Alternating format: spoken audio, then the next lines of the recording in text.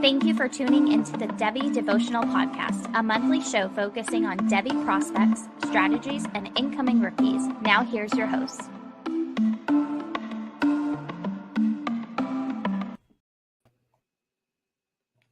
Welcome into the Devy Devotional. I accidentally hit mute, where we stay devoted to Devy. I'm your host, Dynasty Coach A, joined as always by Aaron Wilcox at Aaron Wilcox86 on Twitter. And tonight we're going to be covering a C2C startup draft that has combined campus and canton sides, which is pretty interesting if you ask me. And this is something that Aaron is actually involved in. So we'll get his analysis, we'll get his opinion, what he was thinking, all that kind of stuff. So this is going to be more of a C2C focused pod, but I think there's going to be a lot of information, and we're going to be comparing some Devy or C2C players, to the NFL side as well, because they're combined. So you have to make those decisions. Like I said, I think it's all very interesting. I wish that I had been invited to the league, but alas, I was not. But how are you doing tonight, Aaron?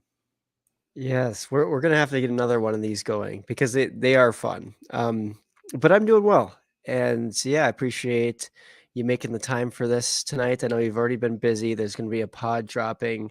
John was invited onto the C2C pod, which is awesome. They do great work, so check that out as well.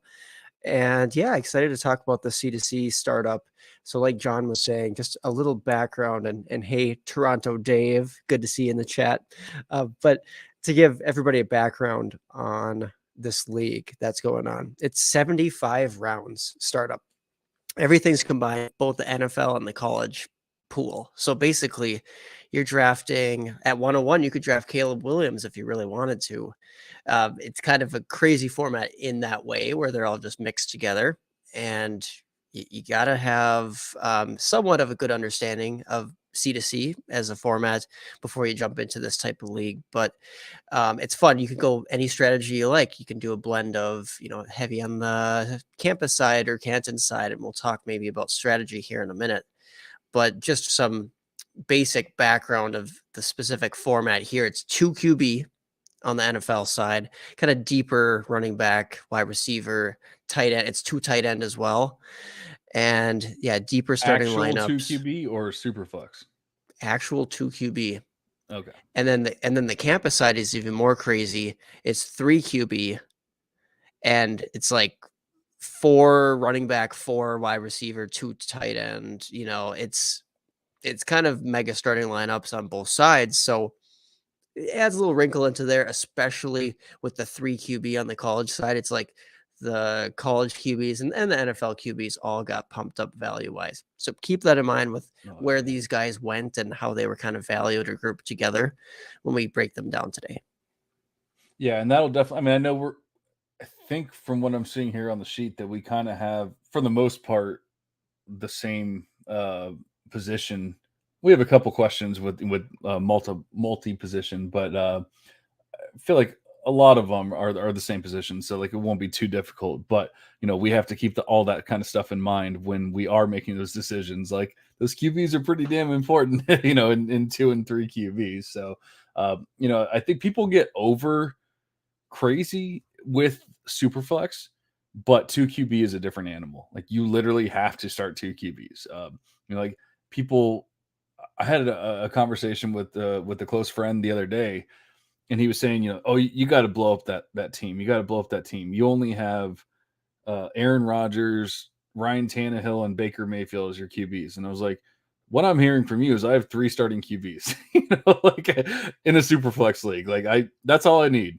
It might not be the ideal lineup or anything like that, but as far as I'm concerned, that's all you truly need. And obviously, hopefully I can add to that at some point, whether it's in trades or future drafts or whatever. But in 2 QB, I'm probably not feeling the same way because like I can throw a Wan'Dale Robinson or somebody like that into that super flex spot if I really need to. You cannot do that with the QB, so it does change things up.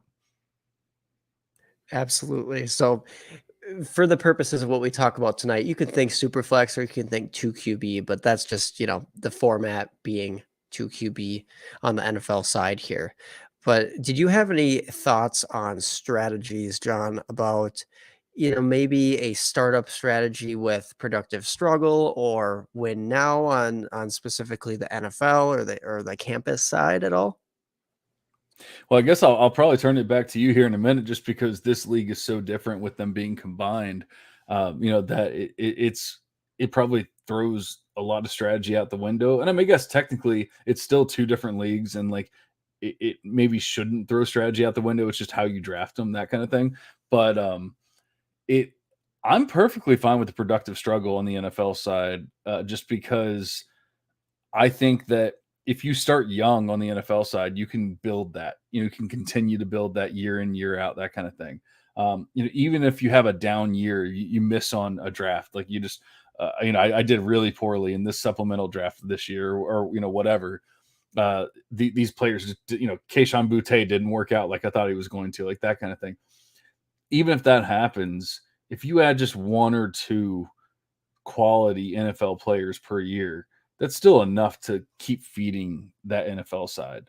Like obviously you want more, you want as many as you can possibly get. But I think that if you can just get a couple of solid NFL guys each year, then you'll be fine, especially once you build it up. And when I say productive struggle, I don't mean your team's terrible. I just mean that your team might not be scoring uber points this year, like that kind of thing. You have quality players. You might have a Drake London who's probably going to have like a down year with, with Desmond Ritter throwing him the ball, but he's a quality NFL player, and that'll probably change, sooner rather than later. With either Ritter's going to get better, be better, or they're going to replace him, like something like that. So it's always talent versus situation, like that kind of thing, talent over situation. So that's the kind of productive struggle I'm talking about. And I'm not talking about, oh, well, my team sucks. Like I just, I'm going to completely tank this year and I don't care. Like I'm not saying you need to go get the 101 on the NFL side, because that is not valuable or not very valuable. I'm just saying that, like it's okay to have a younger mindset, I think, when it's coming to your draft. And yeah, maybe I'm not going to focus on the NFL side as far as the championship this year, but I can win the championship on the campus side. And then next year, I can win the championship on both sides. Hey, I like the sounds of that. And speaking of winning championships on both sides, that's always my goal. And I mean, it's not everybody's goal, right? It sounds like it should be, right? It sounds good in theory, but not a lot of people do it. Not a lot of people actually go for it. And I am trying that strategy in this league. I've had some success in other leagues, but I mean, to get that double, that just doesn't really happen. I haven't been able to pull that off yet in my C2C leagues. But I've done well on the campus side in the past, and I'm really trying this year in this specific startup to compete with my NFL side. So I kind of like the win now slash, have good dynasty assets, of course, as far as the NFL side is concerned. But then at some point in your campus draft, like go after Devy guys, sure, when you can or when the value presents itself, but have enough like CFF college producing guys on your roster. Because guess what? If your team doesn't end up going to the championship, well, in most leagues, you don't really have a trade deadline, or you have a later trade deadline. Well, then trade them if you're not going to actually make a push. Like they're still valuable assets having these CFF scoring guys. I think Jareth Stearns the other year went for like a campus second or third. It's like, it's crazy. Or like Rashee Rice. I mean, you could have sold him for a campus third, and you could profit off of some guys who are mostly just CFF relevant. I know Rice has a bit of dynasty value, but that's a chat for another day. And we don't really, neither one of us love him by any means. But anyways, I'm just saying, have good long-term talents on your NFL roster. I prefer to build that side first and then go with campus assets. Try to build some Devy ones, but then also have a mix of CFF assets. That's basically my strategy. And you know me, Aaron. The listeners probably know me, hopefully know me. Like I'm all about the all-in approach, generally speaking. But I wonder, like what's a good? You've been doing C2C longer than I have. Like, what's a good hit rate as far as like NFL players going to your or I'm sorry, campus players going to your NFL squad? Like like actual solid contributors, maybe 4 or 5 players, something like that. And I'm saying, and that's just solid. I'm saying like actual studs, maybe 2, 3, like something like that. So if you go all in and you have Devontae Adams and Stephon Diggs and Aaron Rodgers and like all these players, how are you going to fill that next year? Like not to say that all these players are dying next year, but I'm just saying like when it does happen, how are you filling all of those spots? And you can't do it with rookie picks. Like that just doesn't work that way. And it's so much more difficult in a campus to Canton league. It's more difficult to trade because not everyone understands the value of trades. And then even when you are making a trade, you have a so much lesser of a chance of hitting, because you're drafting these freshmen and second year players and all that kind of stuff. So at that point, it becomes more difficult to fill your NFL side than it is in a regular dynasty league where it's like, okay, well, yeah, but next year I'll just have 101, like that. You don't get 101, you get 101, but it sucks. So that's where I'm coming from, where I might lean more towards the productive struggle in a C2C startup, whereas I would hardly ever do that in an actual dynasty league or regular dynasty league. Yeah. And I think even partially what you're getting at is just saying, yeah, you're not going to load up on every player is not going to be Derrick Henry and Austin Eckler and guys like that, Nuke and Michael Thomas, and you're not going to keep going down the line and have everybody old because you can't replace them all. And I get that side. I think you have to have a blend. So when I say Yeah. you It's go okay for to it have on a the couple of NFL those side. guys. Yeah, right. Have a couple because they're going to really help you and they're going to be devalued. They're going to be good values at some point, hopefully, when you take them. So you have to have a blend. You're exactly right. I think we need to emphasize that. You should not go necessarily all old and just say, oh, I'm going to keep scooping up the value and the talent. Well, your team's going to suck the next year, but there's just not really any incentive for doing that productive struggle on the NFL side as far as draft picks. Like you said, if you get an early rookie pick next year, it sucks. It's unless you get the one-on-one, you might get a hidden gem, but most likely not. So again, productive struggle to a degree, but if you can try to still have a nice enough roster where you can compete, hopefully that year one, that's awesome. Set yourself up well where it's not a total dud. I will use, and we'll get into specific players here in a second, but I will use one team's building as an example of they drafted one player in the first, I think it was 36. Let me double check. One player in the first 46 rounds on the NFL side. One player was selected.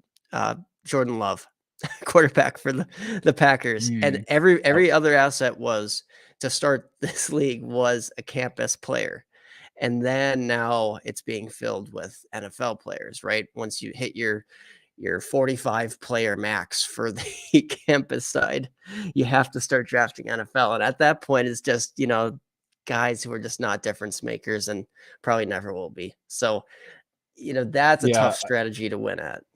I can't get behind that one because then, I mean, there's probably campus players that he's looking at like, oh, I could probably take, oh, no, wait, I can't take them, on top of everything else. Like, like you said, you're drafting terrible NFL players and yet you're passing up on possible future NFL players. So, I don't like that at all. I mean, I'm fine with like focusing on one or the other, but that's an extreme that I will never ever do. But I want to be able to field a squad on both sides. Like I want to at least be in the mix. Once again, when I say productive struggle, I don't mean I'm going for 101. I don't care about 101 because it's a campus Canton league. I'm just saying like I'm fine with missing the playoffs or making the playoffs and being out in the first round or whatever this year. Like I'm fine with all of that. I want to be younger. I want to be, I want to be players that I actually believe in that are going to be there for the next 2 or 3 years that I can backfill with my campus side. And then I can go get a championship that way. Now, obviously, if I can build a squad, and it might even be easier in this kind of league where you have that ability to like look at the draft board and say, okay, man, I'm going to go campus side this time. Oh, I'm going to go NFL side. Like It might actually make it easier. It might be more difficult when you're actually on the clock and you're making that decision because the stress is there, the pressure is there. But I feel like overall, it might actually be easier because you're able to make that decision right then on the clock. Am I going NFL side or am I going campus side? Which side am I focusing on right now? And so you can really even out your teams. Like, okay, well, like I don't need it to be number one on the NFL side, so maybe I'll lean a little more towards my campus side, but I'm going to keep them both pretty good, like decent. Yeah, no, I agree. Some balance is likely what I'd recommend as well. So I liked that recommendation there.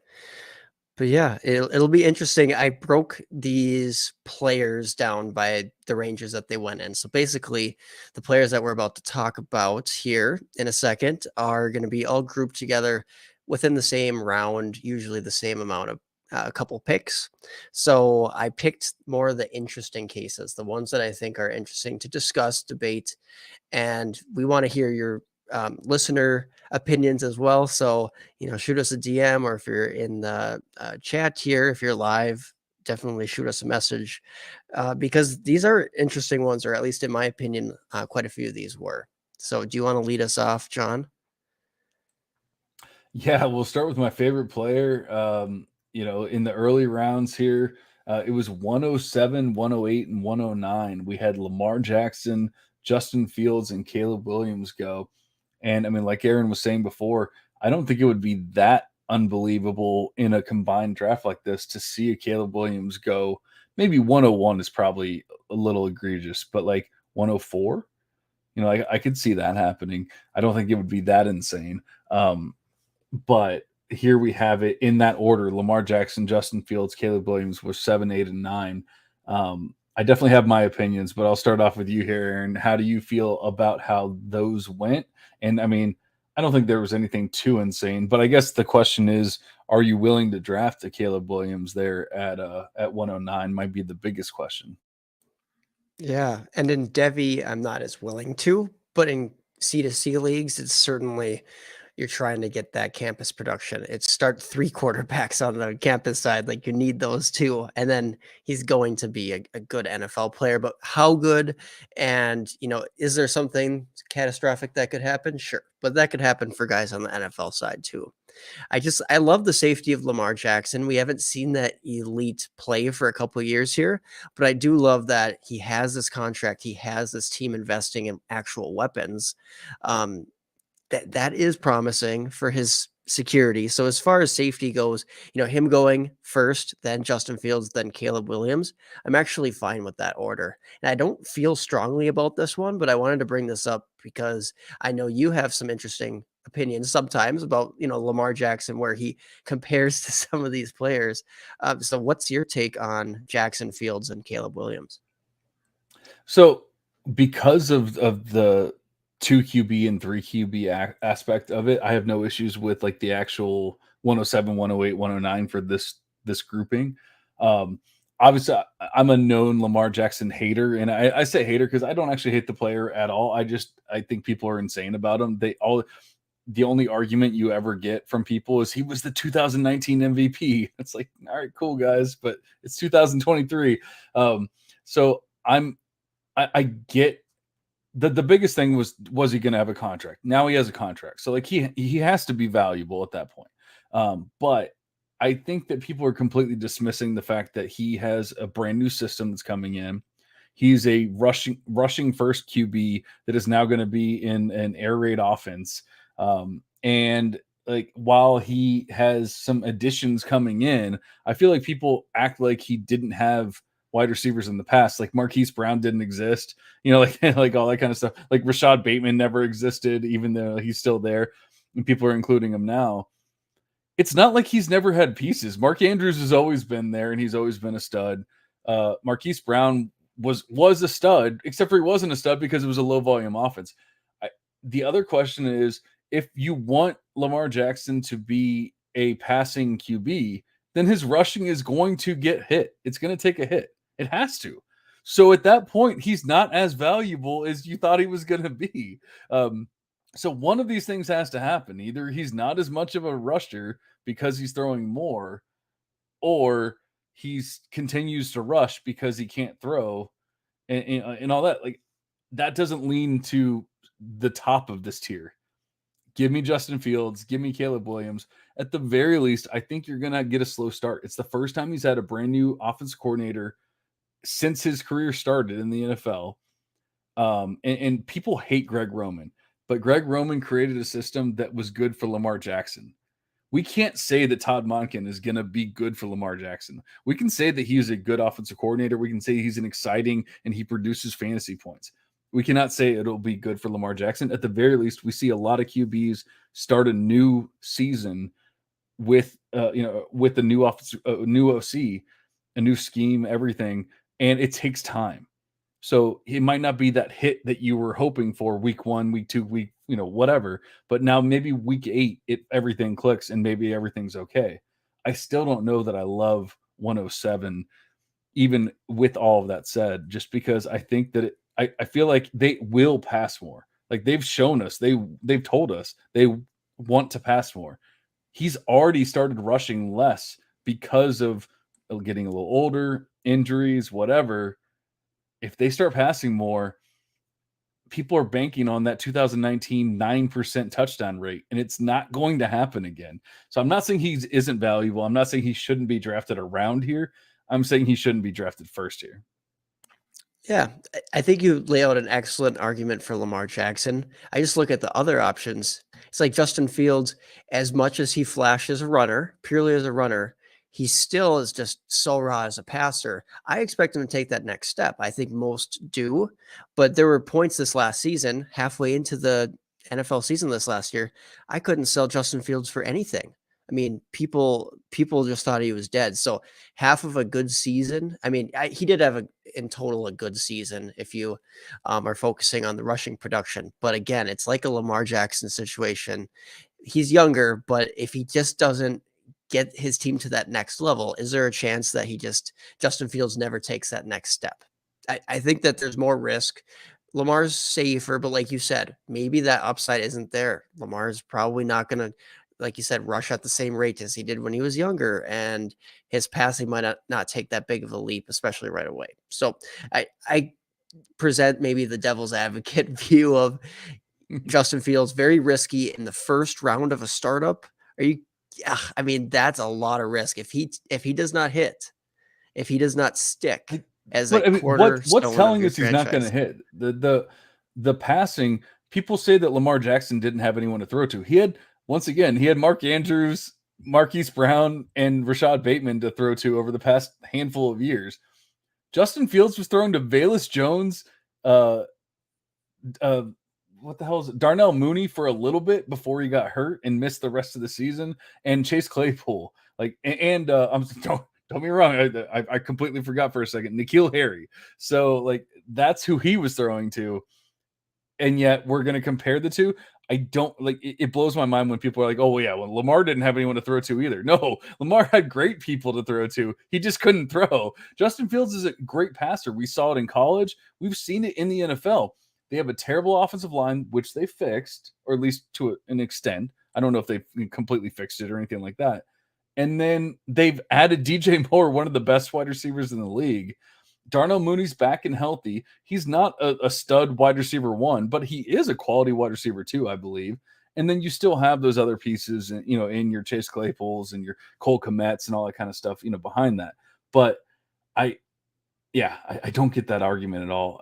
I understand that it didn't happen last year, but I think we have to look at context of why it didn't happen and not just be like, well, Justin Fields is not a good passer. Like, no, he is a quality passer. We've seen it in college. We haven't seen it at the NFL level per se, but who the fuck was he throwing to? Hey, you bring up a really strong counter argument with Justin Fields. So you might be swaying me there. Again, these guys, all pretty tempting options at this range, maybe all reaches to a degree. But again, the quarterback position is just so valuable in this format. So yeah, some really good thoughts there. How about our next group of guys? I'm actually kind of surprised looking at it. And now that I honestly didn't realize when you sent this over that it was 2 QB, like actual 2 QB.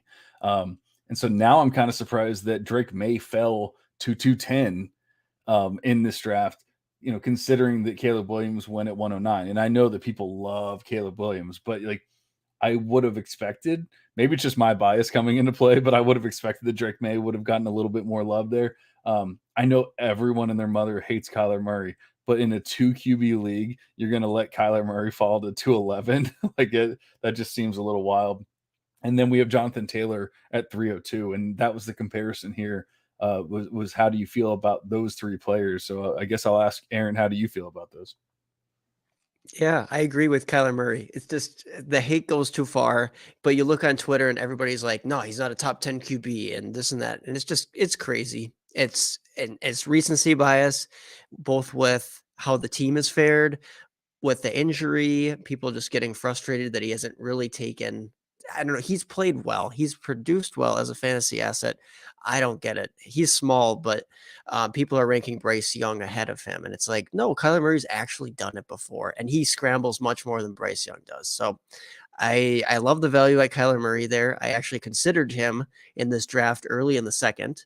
I can't remember exactly how things played out. I think I ended up getting Jamar Chase, trading up for Jamar Chase. But honestly, Kyler Murray might have been the better value there, seeing how late he went. And Drake May at 210, like you said, he should have been closer to Caleb Williams, maybe in back end of the first or early second. But the dynasty community, or I should say Devy, C2C communities as a whole, not quite as high on Drake May. There's definitely not that hype behind him, and he's not going to be as valuable to most. So if you're going value-based drafting, I get why he fell, but I would probably say Kyler Murray, then Drake May, then Jonathan Taylor in this format. However, I mean, I might even put Drake May third, and it's not because I hate him. It's just because Kyler Murray and Jonathan Taylor are some pretty darn good assets for the dynasty or the NFL side of your roster.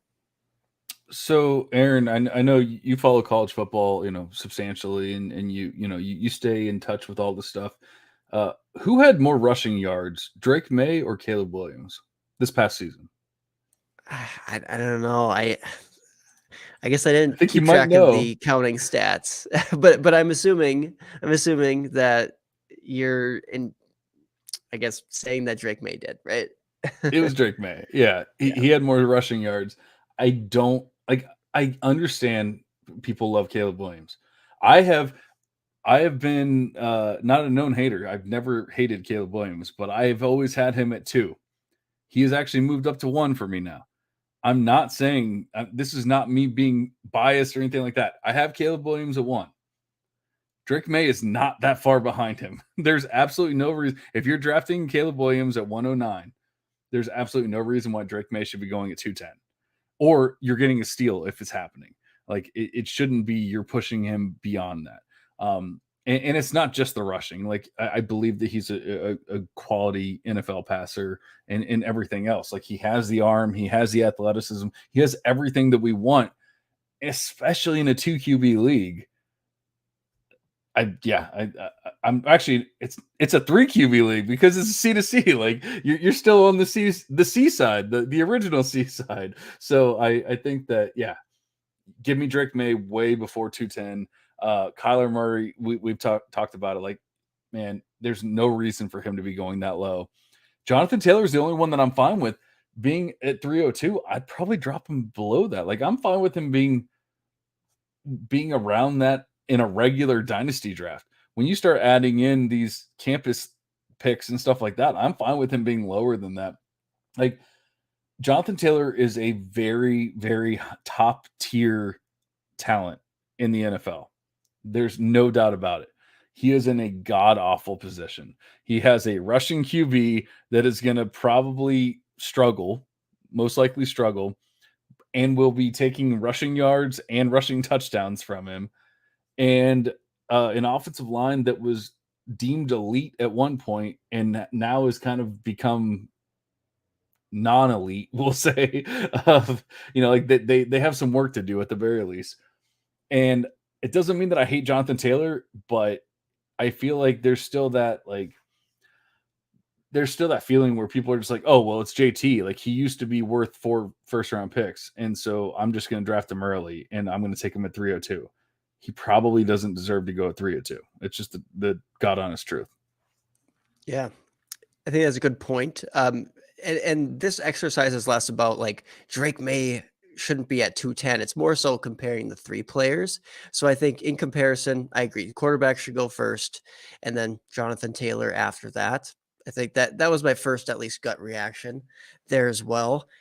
Does it change your opinion? And this is probably an important detail that I should have dropped, that this is a quarter point per carry league. And it's, tiered PPR. That probably doesn't change anything, especially for the running backs. But A little bit, but I think yeah, that with the rushing QB aspect of Anthony Richardson going there, it's not that he's going to get the ball a bunch of times like a Derrick Henry or whatever. It's that he might be more efficient on those runs because of rushing QB, and so you might still be excited about a Jonathan Taylor because okay, maybe he won't score as many touchdowns, maybe he won't catch as many passes, but he might get 6 yards per carry when he touches the ball, like that kind of thing. You might still be excited about him that way, but that doesn't mean that he's going to touch the ball 300 times. And so the 0.25 probably wouldn't sway me enough to care, especially in once again, a 2 QB league. Now, if we start getting to 0.5, 0.75, something like that, then we can talk. But in a 0.25, it's really not enough. I mean, you're at the end of the day, you're talking about, maybe 3 points, something like that. And I mean, that's not even, it's 3 or 4 points for everyone, and then maybe 5 points for like the top tier guys. So like you're really talking about like a point or two difference. Like it's not that big of a deal. absolutely. I like it. Well, our next group is JSN, so Jackson Smith and Jigba, Ohio State wide receiver, going to the Seattle Seahawks. Emeka Ibuka, his old teammate, Ohio State wide receiver, and Tyreek Hill, all going in the late 4th to early 5th round of the startup. We can start with you on this one, John. So JSN, Emeka Ibuka, Tyreek Hill. Where do you have them? What do you like? It's Tyreek Hill. Like this is blowing my mind right now. Like I love JSN as a talent. He has a decent landing spot. Like I think people are getting a little wild about Geno Smith now. Like he had a pretty damn good season, but it was not a perfect season. And he has hella competition, if you will, in DK Metcalf and Tyler Lockett. Like I feel like everyone just assumes that Tyler Lockett's dead. I don't think he's just dead. I mean, I think didn't they just give him a new contract not that long ago? Like he has a couple of years left, if I remember correctly. I love Emeka Ibuka. I think that he gets downplayed and undervalued way too much in Devy and C2C leagues. But you're talking about Tyreek Hill, a player that is dominating on the NFL side. I don't care that he's talking about retiring in 3 seasons. Like that doesn't. That's the end of what I care about in Dynasty anyway. So like, why would I worry about that at all? Yeah, this is easily Tyreek Hill for me. I love JSN. I love Emeka Ibuka, but you're probably talking about like at least 2 or 3 years before they can even sniff a Tyreek Hill type season. And so, where we were talking about possibly going productive struggle, earlier in the episode, this is one of those times where I'd be like, no, I'm going NFL side. Like I'm gonna win now, right now, or at least I'm gonna consider it, depending on my team and that kind of thing. But just in this small bubble here, I'm all about the Tyreek Hill to start it off. I guess to finish the tiering or ranking, I'm fine with JSN there. He's already in the NFL. He got quality NFL draft capital and all that kind of stuff. I love some Mika, but like there's still question marks about like what'll happen this season. Like where will he be drafted? All that kind of stuff. I'm fine with them all going in this range, but yeah, give me Tyreek, JSN, and then Amika.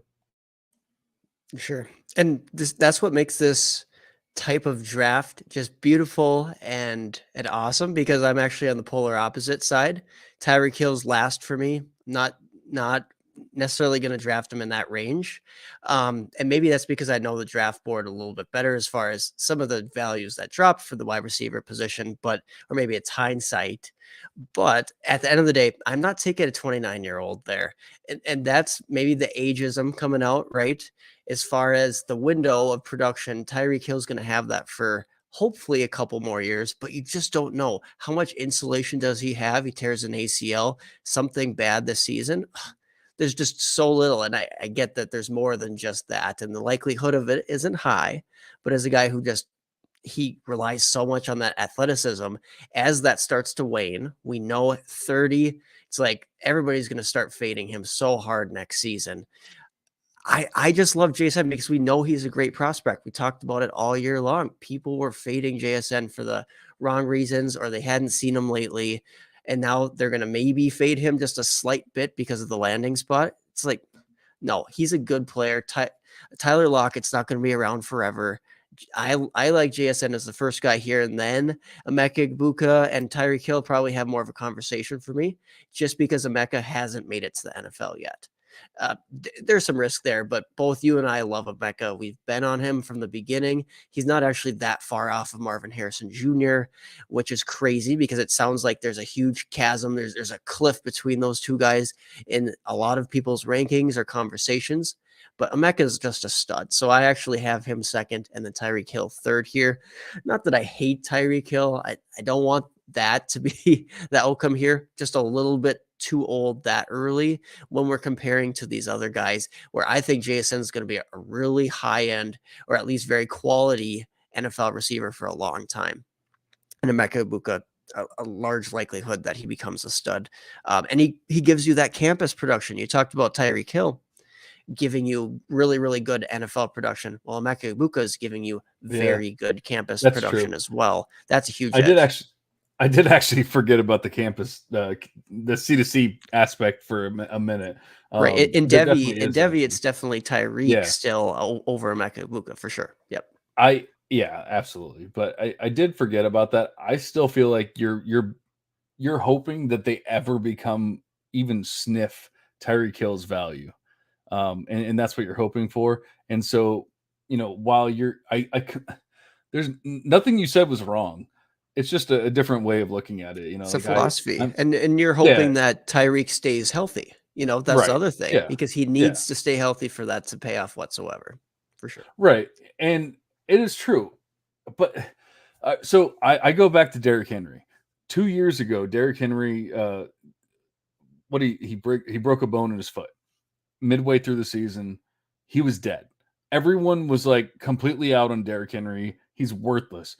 You couldn't even hardly get a third-round pick for him. So obviously I didn't trade him. I have a lot of Derrick Henry. I'm a big Derrick Henry fan, if you didn't know. So I didn't trade him anywhere. And everyone's like, well, aren't you going for championships? All that? Yeah, but I'm not going to trade him for a late second or whatever. Like, it doesn't make any sense to me. So this past season, everyone's like, you got to get Derrick Henry's backup. You got to do this, whatever. Derrick Henry's healthy the entire season. So it's all about, it's just luck, really, more than anything else. Like, does he stay healthy? Does he not stay healthy? Obviously, you can say the older guys aren't going to stay healthy as often, that kind of thing. Like, but I don't even know how much that's true. It's just like, if anything, there's actually been studies done that have shown that the guys that don't get hurt, whether they're young, old, whatever. And the guys that do get hurt. And so they could be 21 getting hurt, or they could be 41 getting hurt. It doesn't matter. If they don't get hurt, they don't get hurt. And then you have like the random injuries in between. Derrick Henry broke his foot. That's not a ligamental damage.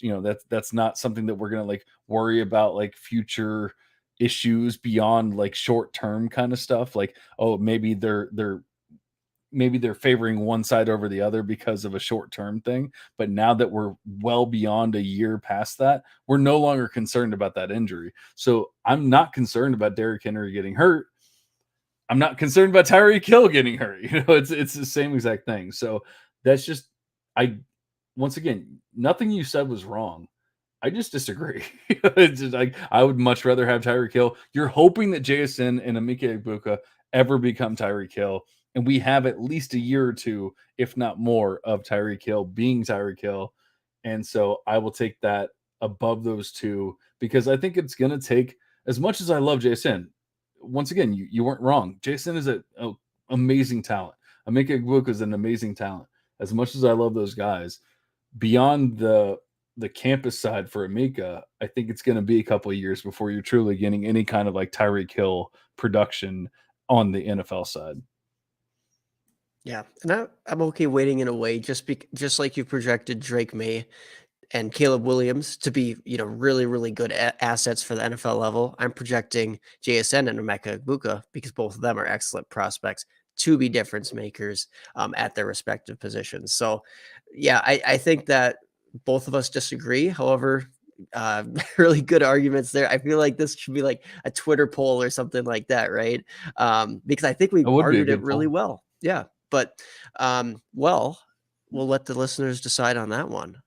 But this next question, it's still an earlier round option, is Branson Robinson, running back, Georgia, Jackson Arnold, quarterback, Oklahoma, or Quentin Johnston, who just went in the first round to the Chargers. He's a wide receiver who, he's the only NFL asset on this side, but he's not a proven asset in the NFL quite yet. So do you like Branson, Jackson Arnold, or Quentin Johnston?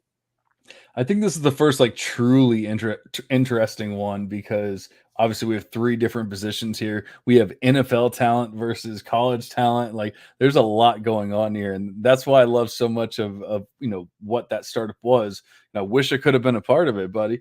But I think that it's really difficult to answer this question, but I think that Branson Robinson has a chance to be special, in the NFL, and he has an opportunity to be great on the campus side as well, here in the near future, and for the next couple of years, because he's a sophomore, right? So I think that you can get like, I know that Georgia doesn't truly give you like workhorse touches, and like he's probably not going to be that like that he's not going to be like a Nicholas Singleton when it comes down to like actual CFF points and like that kind of thing. But I think that he can have that kind of value when it's all said and done. And so I think I would lean that, although I really do like Jackson Arnold. And I think that he could easily be the QB by the end of the year, or at the very least, next year. But we see so many of these QBs, just fail and just truly fail. And then there's Quentin Johnston, who's already in the NFL, great landing spot, got great draft capital and all that kind of stuff. Um, I've always been lower on Quentin than most people. I've actually come around because once again, he got a great landing spot and he got a great great draft capital. And it's a perfect situation because there's people in front of him, but man, like Mike Williams can't stay healthy. Keenan Allen's 31. It's not as bad as it might seem. And so like I'm kind of fallen more in love with Quentin Johnston just because of the opportunity and the fact that you're pairing him with a guy a quarterback that has a freaking rocket arm. And so it's like, okay, what does he do well and what does he do well? Okay, that works great. So I love that aspect of it.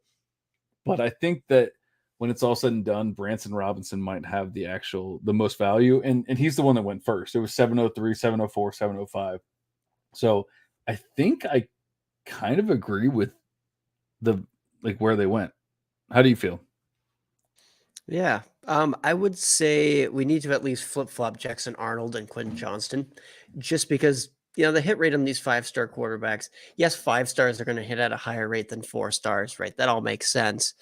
But I'm not convinced that Jackson Arnold will actually, A, be super successful at the college level, and B, then be super successful at the NFL level. There's a lot for a guy who hasn't played at all besides in a spring game, which, he looked good in the spring on one or two throws, but he's not going to be the starter this year. So might take a while for him to mature in value, but there's some insulation to his value as well, knowing that, well, he's at least not going to blow it this year. So, I mean, he's somewhat of a safe selection there, as are most of those 5-star incoming freshman quarterbacks. But I tend to agree with you with Branson, but he's not going to give you that CFF production, or at least not difference-making production. And that, I think, makes a big difference for me. And like you said, with Quentin Johnston, even if he isn't like the best wide receiver prospect in this class, not a bad prospect. And honestly, like you said, all those good things that he fell into, landing spot, draft capital, all that. I actually am going back and forth. I initially had him at Quentin Johnston, Branson Robinson, then Jackson Arnold.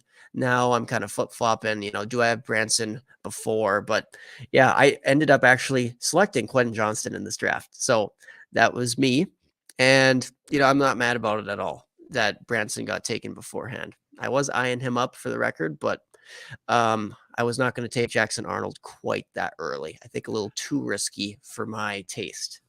Yeah, and honestly, like I said, how risky it is to take these QBs, and then I still put him above them. And now that you've talked about it, I'm like, now, yeah, I'm still fine with having Branson ahead of him, just because I think that Branson has a great ceiling. I know he's not like uber athletic or anything like that, but you don't have to be when you have that like quality size. Like people still Tank Bigsby doesn't even have quality size, like true quality size, and people still think that he's going to be a stud somehow, even though he landed behind an actual stud in Travis Etienne.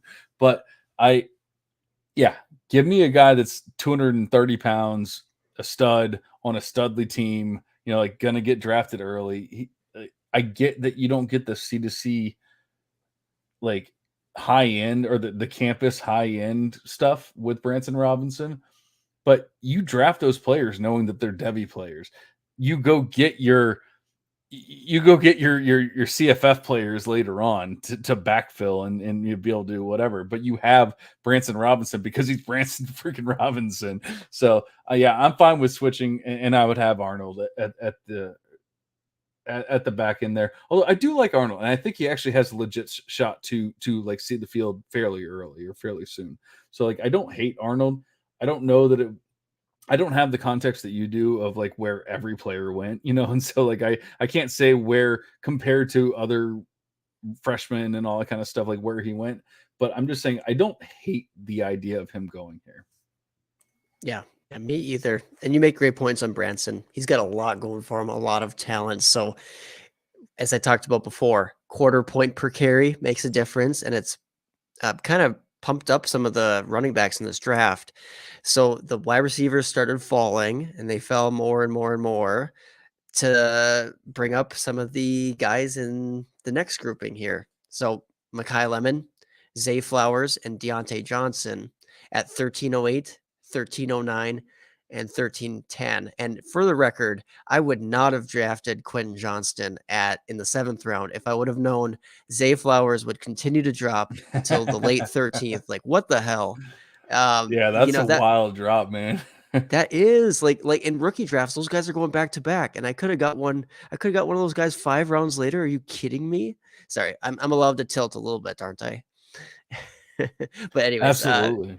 yeah, I don't know. I thought that was ridiculous, but that shows how much the running backs were pumped up, and quarterbacks too in this format, where Branson Robinson probably does get that running back boost versus Quentin Johnston gets knocked just slightly for being at the wide receiver position.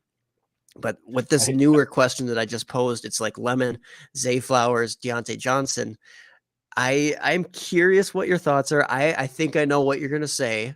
Should I call it out? Should I make a prediction? Oh yeah, I would love to. Yeah, I would love to hear it.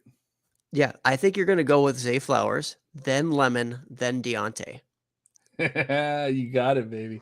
Yeah, that's pretty simple. And honestly, like I hate to say it, I love you and respect you, but I feel like you might have reached on Quentin Johnston looking at the next 2 rounds of players, because we also have a Josh Downs in the next grouping, and so it's like if you can get Downs or Flowers compared to a Quentin Johnston like 5, 6, 7 rounds later, yeah, like you do that. So I know, and this is tough. If you guys are new to C2C, don't do this kind of draft. Like this is not good for anyone that's new to that. You need to know player values. You need to know how these players rank and all that kind of stuff. Even somebody like Aaron is a genius when it comes to this stuff. Like he is so good at this stuff. And even I'm telling him right now that he reached on somebody, and he agrees with me. I believe so. Like he's not even saying like I'm an idiot for saying that. Like it. But that's gonna happen. But, like reaching on somebody a couple rounds is not the end of the world. Reaching on somebody 20 rounds is the end of the world. And that's why you should not do this if you're new to C2C. Make sure it's split up. Or at the very least, have someone that's very smart helping you, when it comes to this kind of stuff. But yeah, you nailed it on the head. It was Zay Flowers, Mekhi Lemon, and Deontay Johnson. And honestly, like, there's no way in hell I'm drafting Deontay Johnson in that grouping. Man, you want to talk about a player that just got screwed? Like, he had the best situation. He had a QB that was throwing 700 times a game, or 700 times a year, not a game. That would be a lot. 700 times a year, and he was only throwing it to him. And so people fell in love with Deontay Johnson because it was like, oh my God, 170 targets. Like, he's a stud, but he never did anything with the freaking ball. Like, he never did anything. Like, he just fell down, got tackled or whatever. And I always felt, for 2 years, I felt like I was like going insane because I was like, Deontay Johnson's not that great. Yet he ended up being great, like in the end of rankings, or at the end of the season. And then this past season, obviously it's a rookie QB and like things can change. He can get better, whatever. But it was just more like, yeah, this is who he is. This is who that player is. Like, he's fine. He can get a lot of targets, but he doesn't do a lot with it after the fact, whatever. Point of the story is I would not have him there because you have Mekhi Lemon, who is a top tier freshman wide receiver. You have Zay Flowers, who is a top tier NFL wide receiver, although he did go to a pretty crappy landing spot. But give me the guy that just got drafted in the first round of the NFL draft. That was a legit stud. Yes, I'm not the biggest Lamar Jackson fan, but I'm hoping to God that he can become the one on that squad and still be, a legit, contributor. And then Mekhi Lemon being the C2C, I don't know that it's going to be this year. Like, I don't truly believe it's going to be this year. I think there's just too much going on. You have Zachariah Branch, you have Dorian Singer, you have Taj Washington, you have Brian. Nope, not Brian. There's a bunch of other players. But Jerry Rice's son. You have a bunch of Brendan other Rice. residual Yeah, guys. Brendan Rice. Yeah. So there's so many players that I feel like are going to see the field before Mekhi Lemon, but I think that he is a special talent and that he will be on the field next year. And then you'll be happy that you drafted him. Because of that reason, I'm fine with having Zay Flowers ahead of him. Then you have Mekhi Lemon. I'm almost completely out on Deontay Johnson. Like, there's absolutely no way I'm drafting him in this range. Yeah. And, maybe I partially put this on there just to see how much you did not like Deontay compared to these two. But I actually thought it was interesting, and I don't know if I completely agree. I agree with Zay Flowers being number one. It just makes so much more sense for him to be ahead and well ahead of Deontay.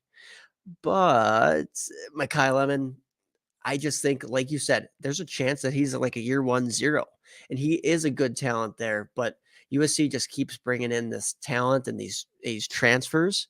I could see him potentially, if he's not doing a lot year one, losing a lot of value, things like that. And not saying that Deontay won't, continue to lose value as we go along, but I mean, we can argue about his season last year. It wasn't good, but I mean, 0 touchdowns, that's going to regress. He's going to be back to maybe wide receiver 2 type numbers. I'll take that production on the NFL side in a league where you need to start so many wide receivers on your NFL squad. It's like, it's hard to find guys to supplement or to feed into your NFL roster. You kind of need starters. And I'm not saying that Deontay is a world beater, but I mean, the guy does have a top 12 PPR season as a finish, and that's not probably going to happen again, right? That was so volume when his fed. QB was throwing 700 times a season. So Oh yeah, exactly. No, and I just said, it's not something I project again, but he does have that target hog type of, even last season, getting a lot of targets. Not that he did much with it. I'm going to take Deontay slightly ahead of Mekhi Lemon. I think that should be a little bit of a break here. Zay Flowers should have went much earlier in this draft. I'm sad that I wasted that selection on Quentin Johnston so early when I could have got Zay. uh, hindsight is funny and kind of unfortunate in this circumstance. So Zay is definitely the number one. We can agree upon that. Yeah, I agree. And, getting into the next, it's basically the next round, just about. It's 14-11, 15-04, and 15-05. You have Damian Martinez, Josh Downs, and Trevor Etienne. And this is another fun one because you have multiple positions. You have, NFL wide receiver versus two college running backs. And so, it does really get a lot of fun with trying to strategize of what do I want. It might actually just come down to team. I don't want to say team need, but like team build, like that kind of thing, more than anything else. But I think I don't know that Damian Martinez and Trevor Etienne are like special talents. I like them, and I especially like them on the campus side. And this might be that kind of point where you make that tiebreaker, um, where you go, okay, I kind of have all three of these guys tied, but I need help on the Canton side, or I need help on the campus side, like that kind of thing. But I think that Josh Downs is a better talent than those two players. He's in a terrible position, a terrible situation, but man, is he talented. And so we go talent over situation, and that's how we draft. So I'm going to go with Josh Downs first here. And then I think I'm going to go with Trevor Etienne and then Damian Martinez, although I don't have them all that far off of each other. Yeah. No, I like it. I do question in this format, again, the bonus that the running backs get. The fact that Damian Martinez and Trevor Etienne both profile as 3-down type backs when they make it to the next level. And the campus side, of course, Devy, that's totally different conversation with Josh Downs being in the NFL now. But like you said, I don't love the landing spot. Not convinced he's going to be a big difference maker, at least anytime early in his career, but he might be a long time solid NFL player. So, I mean, I like Josh Downs still. I'm thinking the running backs ahead of him in this format. But like you said, it's maybe a team need deal. So I align somewhat similarly with you as far as the thought process with it. Maybe just a slightly different conclusion of the running backs just ahead, but it's close. I don't fault anybody for taking these players in this range. All of them Yeah. are interesting and good players. And as far as the tiebreaker, I, in my rankings, technically have Trevor Etienne one spot ahead of Damian Martinez. So they're back to back. However, I'm actually thinking, should we bump up Damian Martinez just a smidge over him? Because if you're thinking in C2C, you're going to get a little bit more production, likely, out of Martinez compared to ETN, where it's like, we got to wait another year. And is Florida even going to unleash one guy and or unleash a truly great fantasy season versus, I mean, I think Oregon State, Damian Martinez could be a league winner, that type of CFF production. And ultimately, who gets drafted earlier in the NFL draft? I'd probably bet on the Florida guy over the Oregon State running back, but they're both just good prospects, in my opinion, based on just one season of production and recruit status. So maybe slight edge to Damian Martinez, then Trevor Etienne, and then Josh Downs. See, I actually have it. I have ETN like 5 spots ahead of Martinez. I think that ETN just has more actual Devy talent, or Devy possibilities. I guess I should say. So I definitely do not hate Damian Martinez at all, and I guess I maybe question 14-11, 15-04, 15-05 as far as the picks. But I mean, I really don't hate them being in this grouping or anything like that by any means. But yeah, I just have Trevor Etienne kind of like in a tier of his own, or a tier ahead of Damian Martinez. I guess I should say. They're not that far off, but I would say it's either a tier ahead or like one's at the top of the tier and one's at the bottom of the tier. Yeah, yeah, and like I said, I do have ETN just a smidge ahead in the rankings, but man, it's tempting when there's that CFF side of it, just to go with the guy who really you can lock into Yeah, that's a true. starting lineup. Yep. But They I are like what you're closer, saying. and if you're talking about just straight like C2C rankings, they are closer there. Um, but like I generally in the earlier rounds, not that 14, 15, rounds is technically early, but I guess when you're combining the two, it kind of is. But in the earlier rounds, like I generally just lean more towards my Devy rankings than the C2C rankings. Even though I'm trying to make the C2C rankings as close to Devy rankings in the beginning as possible, but it's really tough like when you're trying to like go with C2C upside or campus upside, like you're talking about, versus Devy upside. When do you make that change? When do you make that determination? Like it really is difficult. So I'm I'm pushing out my C2C rankings here very soon. And that's kind of what I'm struggling with right now. Like I have the players, I have the rankings, like I'm there. It's just how much do I focus on that Devy side and how much do I focus on that campus side? And that's where I'm trying to like figure out before I actually like push out those ranks. Very fair. Why don't you hit us with the next grouping here? All right, so this one's kind of fun. We have one of my favorite players in Jaden Ott, but we also have Aaron Jones and Jonathan Mingo. So we have a veteran, then we have a rookie, and then we have a player that everyone has given up on, except for the player that drafted this player. Because I swear that everyone hates Jaden Ott except for this one person that drafted Jaden Ott here. It seems like, based on what I've heard and everything else. But I think Aaron made a good point yesterday when we were talking about Jaden Ott, in that they keep trying to replace Ott and it just doesn't happen. They're like, all right, we're going to bring in this guy. Oh, no, nope, Ott's better. Oh, we're going to bring in this guy. Nope, nope, Ott's better. And like, he's just a stud. Like, the dude's a stud. I get he's not like true ideal size, but he's not small either.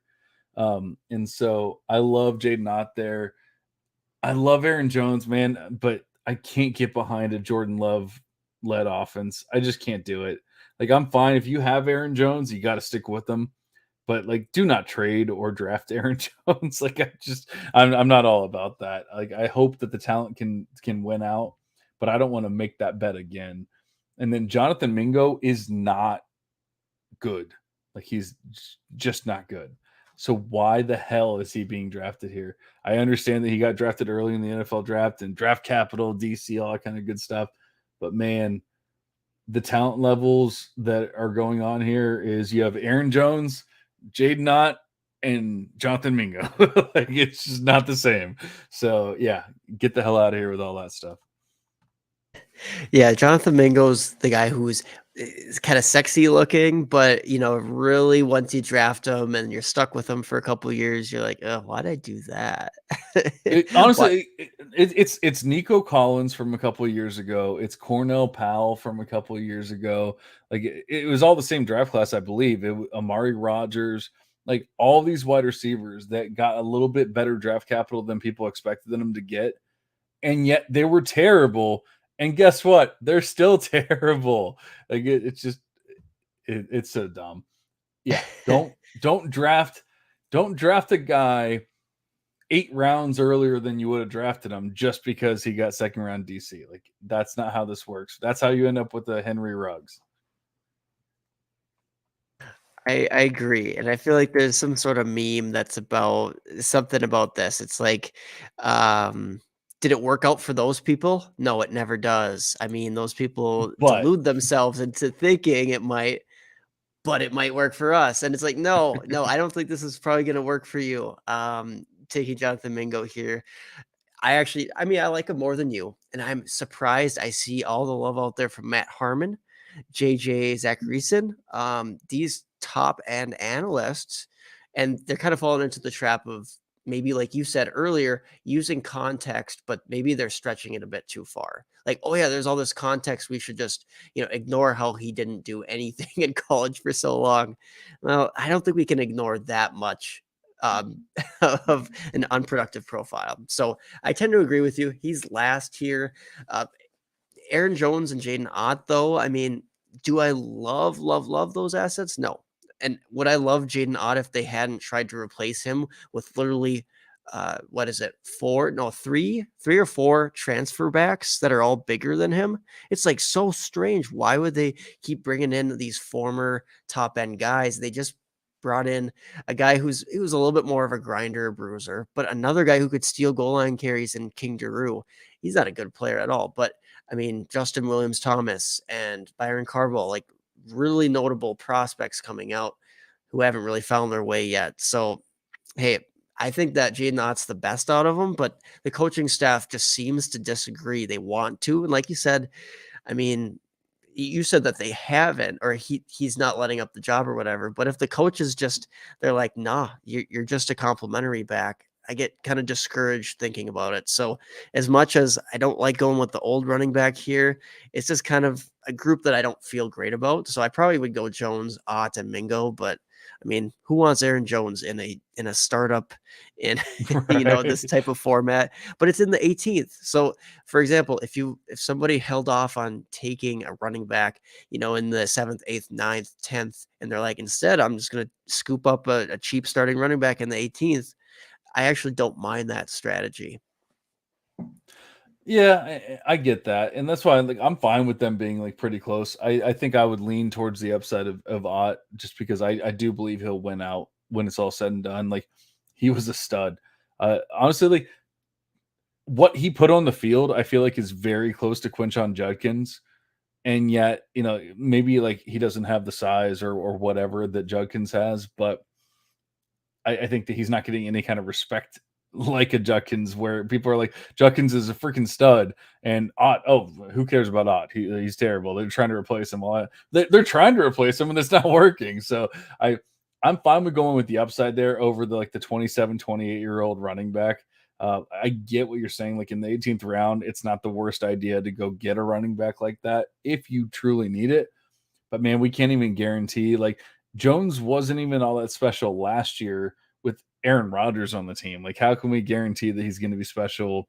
Because like he lives off the passing game, and we can't guarantee all that's going to work out with Jordan Love. So I think I'd still lean towards having Jaden Ott over him, but I understand having them at least close. It's just Jonathan Mingo, get the hell out of here. Like he should not be in this grouping at all. Love it. Love it. Let's finish with one more. And I'm just going to combine all the players here from this mid rounds selection in the draft. So this spans from the end of the 28th round to the beginning of the 30th. Just a bunch of names here. Kind of interesting blend of college and NFL assets here. I'll start with the NFL ones. There's Tyler Boyd and Hayden Hurst. And again, this is in the 28th to 30th round.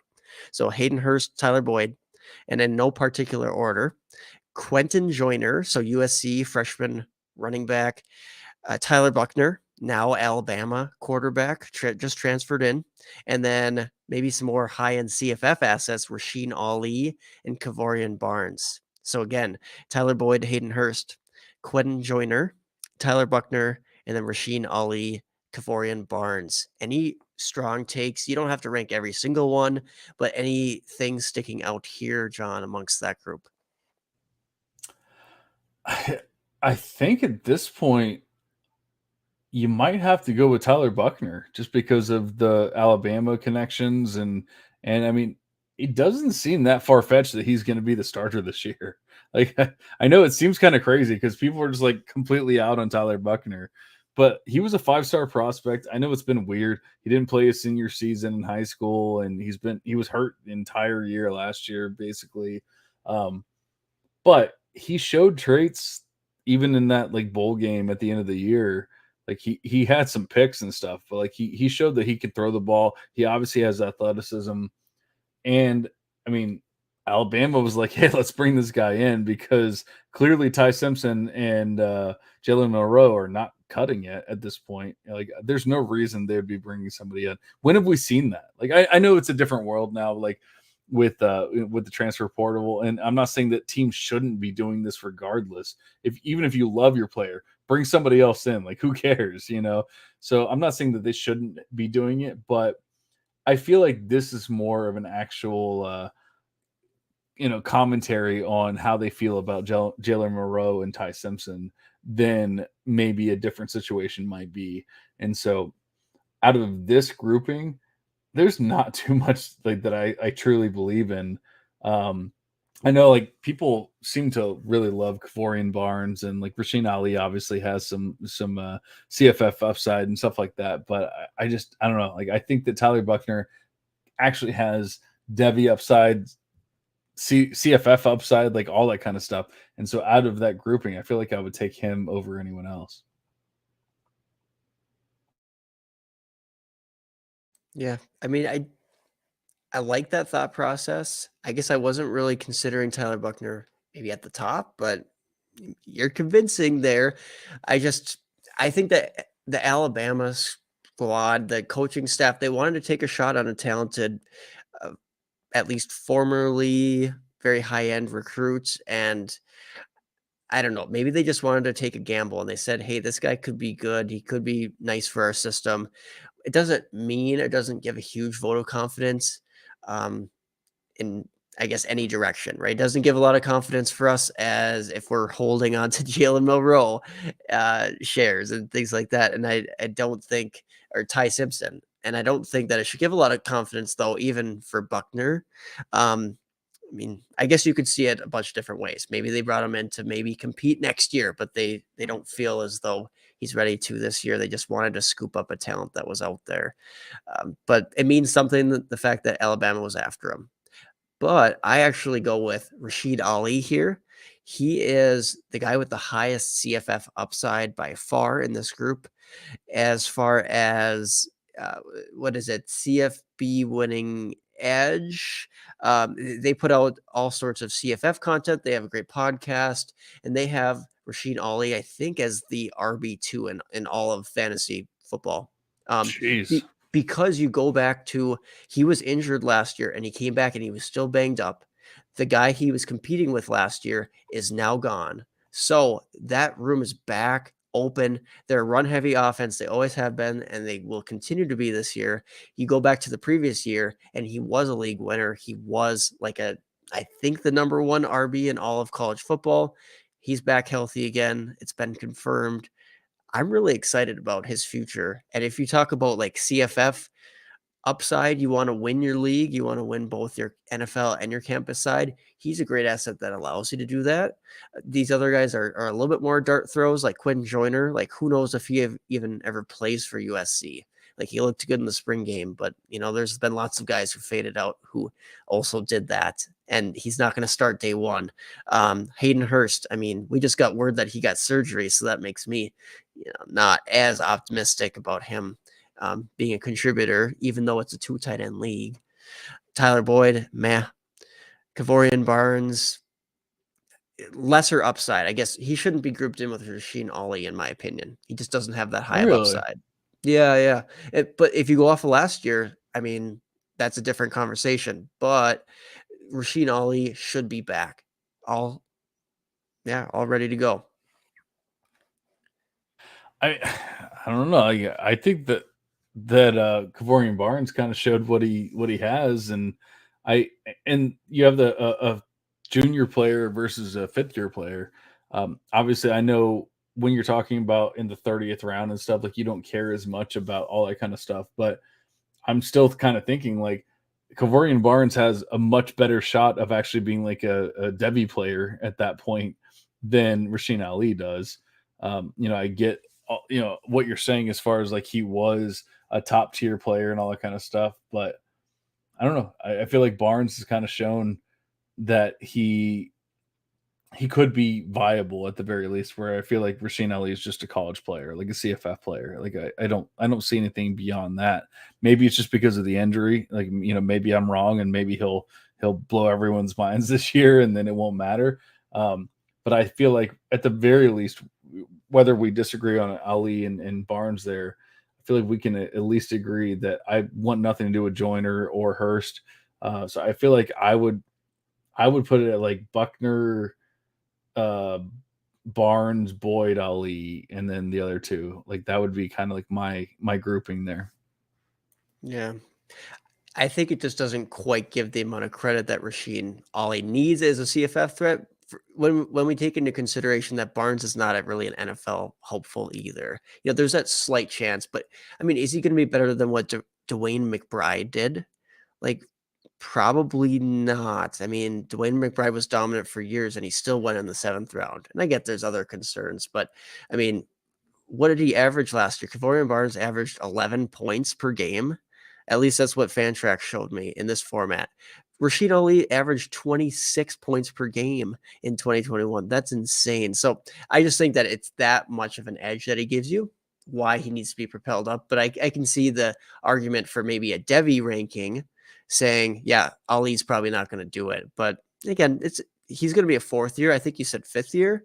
I'm pretty sure that 2020 was Rasheen Ali's true freshman season. That might be why, because I have him as a 5th-year player, so maybe that's why. Why he's a bit maybe lower. That's why I'm a little lower on him. Yeah, but I'm pretty sure you have to double check, but that's what I was seeing here. So anyways, that's kind of an interesting look at, I won't even call that the later rounds. It's just the mid rounds, because this draft is still going on. We are still drafting. I will just give a couple of the names, since if you're listening this far into the draft, or this far into the podcast, you're probably interested in hearing all sorts of sleepers and interested in the C2C format and maybe this particular startup format. So if you are interested, maybe John would be interested in commissioning a league like this. I don't know. I mean, I'm not trying to sign him up, but I'm so ready, because I need another one. And just to dive in, Rasheen Ali was a 2019 class prospect. So he is a 5th-year prospect. Weird. Why did I just looked it up on 247? So he didn't do anything in 2019 and 2020? Correct. Well, yeah. Yeah. I guess I wasn't anticipating him. His timeline is he enrolled in Marshall in 2020. That's the only thing on his timeline, but it literally says his class is 2019. So I don't know exactly what happened there. But I mean, that's at least what's on 247. That's what I went off of when I was making his year in college and all that. So that's why. I mean, if it's different, then obviously I'll change it and things will be different. But especially in C2C, I really discount those 5th-year players, because it's like, at that point in a 5th-year player, like, what are your odds of becoming a actual NFL player? Not great. And then unless you're that top tier guy, which I guess, Rasheen Ali can be or was. So like, I'm not hating on, like, he averaged 4 receptions per game. Like, that right there, that's 4 points, like that, that's not even including the yardage and all that kind of stuff. Like, he can definitely score some points. I'm not hating on the player at all, but at that point, it's just like, man, like, what are you going to do? So you have 1 year left, and now you're off my team. So that's kind of why I'm out on Rasheen Ali. Yeah. And maybe he is one of those guys who gets an injury redshirt year and then gets, maybe an extra COVID one. But like you said, yeah, this might be his last year of relevance. So that's certainly a factor for drafters. But as promised, a couple of the guys who just won in this draft, we are in the 62nd round now. And we had Trey Palmer just go, Kenny McIntosh, Deion Jackson, Charlie Kolar. Yeah. And then I'm just going to pull up here a couple of the campus assets who just went. When are you on the clock again? Not for a while. I just took Kyle Parker, LSU wide receiver, and Tyrese Chambers, Maryland wide receiver, because I need to bolster the both the future with landing a 4-star LSU wide receiver, and hopefully I don't know. I already drafted one other LSU wide receiver. So hopefully locking up the future of the LSU room, and then also just a CFF asset, because I think Chambers will break out this year. Has Sam Jackson gone yet? If he has, we got to delete this episode. This will never air. Nobody will ever hear about this. No, I'm just kidding. You said Sam Jackson? Sam Jackson out of Cal. No, I don't think so.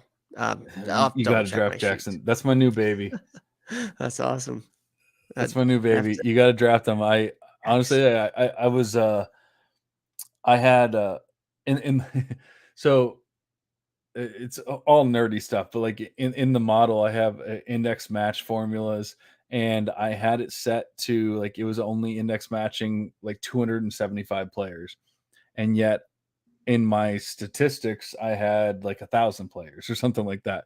And so once I expanded everything, it brought in all these other players. Now, what there weren't too many that actually like changed or anything like that, but there was a couple of these players like Sam Jackson that I was like, huh, okay, maybe he's interesting. And so then, what I do with these interesting campus to Canton players is I actually, I just Google them. Like, all right, is there any hype? Is there anything going on?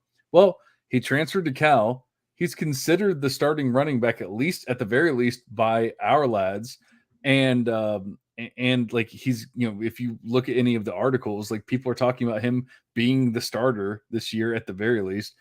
He is a rushing QB with rushing upside, like 7 yards per carry in a very small sample size. I love Sam Jackson, and yet he is considered like barely a top 100 QB in C2C leagues, and it doesn't make any sense to me whatsoever. 4-star recruit, like quality prospect. I'm not talking about some like random Joe Schmo, like that walked on somewhere or something like that. So, yeah, give me Sam Jackson or give me death. That's basically where I'm at this point. Dang. Okay. Are you convinced that he starts? I'm pretty convinced. I mean, like it's the smallest of samples. I think that he had. I want to say that he threw 9 attempts or something like that. It was not a lot, and he obviously rushed a little bit more than that. But once again, we're going to the 4-star prospect. We're going to the fact that like our lads already has him over the other 2 QBs that I've never even truly heard of before, and the fact that he's getting hyped. Like if you read some of the articles, maybe it's hype pieces, but the articles kind of get you excited about him from like the spring practices, spring games, stuff like that. So yeah, I'm kind of all about Sam Jackson at this point. Yeah, I love it. That's a deep one for the listeners, and I'm going to have to look into him a bit more. That's why I brought it up. I'm like, man, I don't want to tell Aaron because we have a supplemental draft coming up here pretty soon. But at the same time, he's going to come back and he's going to thank me so much when he wins that championship with Sam Jackson at the helm. That it's going to feel good regardless, and so I'll still be happy about the whole thing. Yes, I hope he doesn't go now that this is out there for everybody to listen to. Exactly. Well, I think we covered quite a bit. Obviously, you said the draft's still going on. We can at least touch on some of the later round pieces, once it all happens on the next pod, like that kind of thing. My headphones just told me that they were dying, so it's probably a good time to go ahead and get out of here. But I appreciate you guys listening, and yeah, this was a lot of fun. I'm glad we were able to talk a very interesting, way of doing C2C leagues. If you guys want to do a C2C league with us, let me know, because I'm not that far off from being convinced of commissioning a C2C league. And I know that Aaron's goal or dream has always been to do a C2C auction with all players in the auction. And I might just do that just to make him happy. Oh, an auction. I mean, you take what I'm doing there and you just throw a huge wrinkle into it, and we're getting wild. We need all the degenerates to come out here and Yeah, join us, I guess. that might be a little too crazy. Right? Imagine all We'll the see. placeholders. Imagine all the placeholders you'd need in whatever auction, Oh yeah. resource you use. Oof. Yeah, for sure. I mean, I know, like I crap on MFL all the time, but I know that I can add, quite a few placeholders and all that kind of stuff. So it wouldn't be, I don't think it'd be all that difficult, but I really want to use League Tycoon, which is like a thing that DLF has been pimping out lately. And they have an app and they have an actual auction process very similar to MFL, where you have the proxy bidding and all that kind of stuff like that we love on MFL. And I really want to try it out because MFL is just terrible.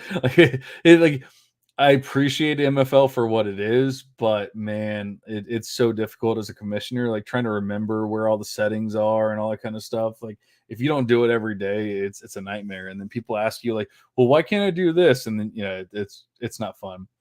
So I really want to try League Tycoon, and just see, at the very least, how the drafting process is. If not, there's some pretty cool stuff that they do, like contract leagues and all that kind of stuff. Where I'd love to get into all that as well. Not a sponsor, but I guess technically a sponsor of DLF, who I write for. But I just, that's kind of like my next big thing is like I want to at least run one league auction startup on League Tycoon and just see how the drafting is, because if I could get away from MFL, it'd be pretty sweet.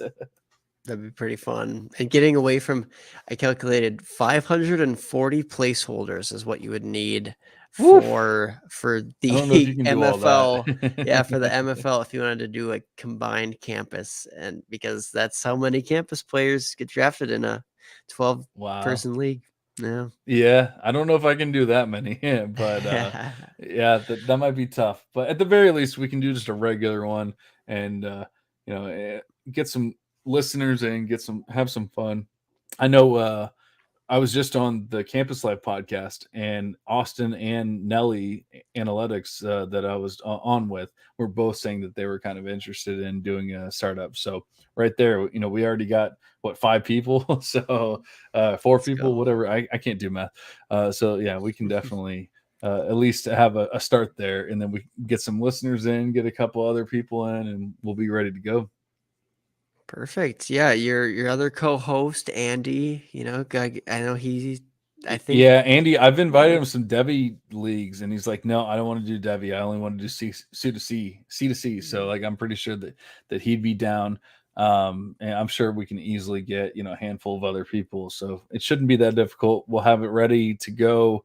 Let's see, today's the 23rd. Tomorrow at noon, we'll go ahead and start. And my fiance will be thrilled that I get done with this, 75 round C2C league. And she's like, "You're finally done with that." And I'm like, "Yeah, but John's starting another one tomorrow."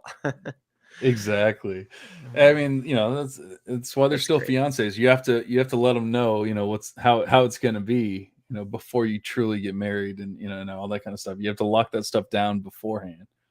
C2C drafts continuously for the rest of my life. Yeah, for your life. That's just how it works. But all right, enough about that. Appreciate you guys listening. It was a lot of fun. Aaron, thanks for making this all work. I know you're a very busy man as we speak, but let us know if you guys want to be a part of a C2C draft, and I will definitely make that work. If we get a little bit of interest there, you'll push me over the edge, and I'll go ahead and write up the bylaws, which I'm known to write some pretty damn good bylaws. I might even make a little tweak or two to your normal C2C leagues and make it a little fun. So who knows? But I appreciate you guys listening. Aaron, appreciate you for jumping on, for being here, and we will see you guys next time. But for now, we're cashing out. See you.